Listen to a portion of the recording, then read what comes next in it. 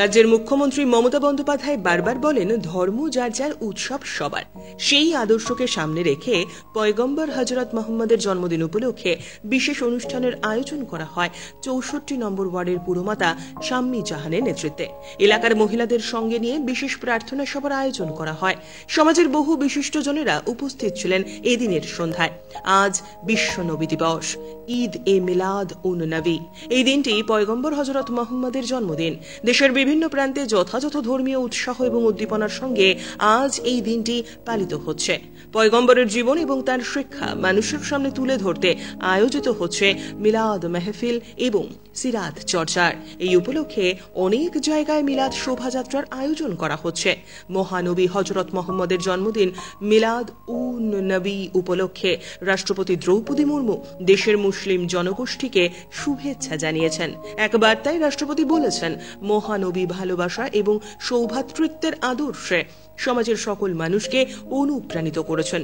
এছাড়া তিনি সাম্য এবং ঐক্যের কথাও বলেছেন। সেই ঐক্যের বার্তা সকলের মধ্যে ছড়িয়ে দিতে তার এহেন উদ্যোগ বলে জানান পুরমাতা শাম্মী জাহান। বর্তমান সময় দেশ যেভাবে অশান্তির মধ্য দিয়ে যাচ্ছে, তার থেকে পরিত্রাণ পেতে শান্তি নেমে আসুক, এটাই প্রার্থনা তার।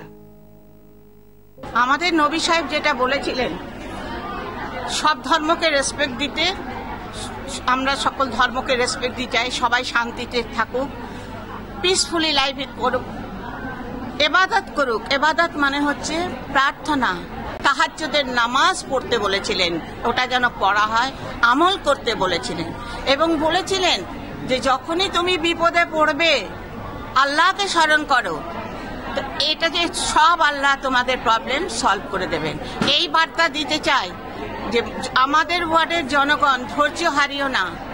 কখনো বিজেপি আসছে, গুন্ডামি করছে, নোংরামি করছে, বাংলার রাজত্বকে শান্তি নষ্ট করছে, কিন্তু বাংলার মানুষ ধৈর্য নিয়ে আছে, যে ওপরওয়ালা আছে।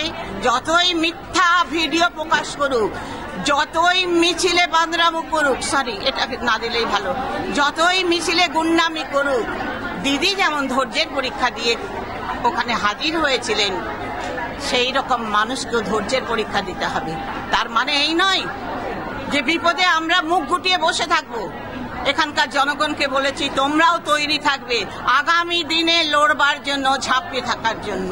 কারণ আগে নিজের বাচ্চাদের ভবিষ্যৎ, সমাজের ভবিষ্যৎ, বাংলার ভবিষ্যৎ, দেশের ভবিষ্যৎ।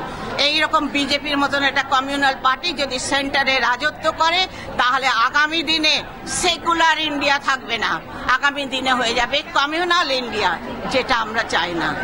আমরা মুসলিম, বহু যুগ ধরে এখানে ফোরফাদার্সরা এখানে আমাদের রয়ে গেছেন, বলে কিনা পাকিস্তান পাঠিয়ে দেব।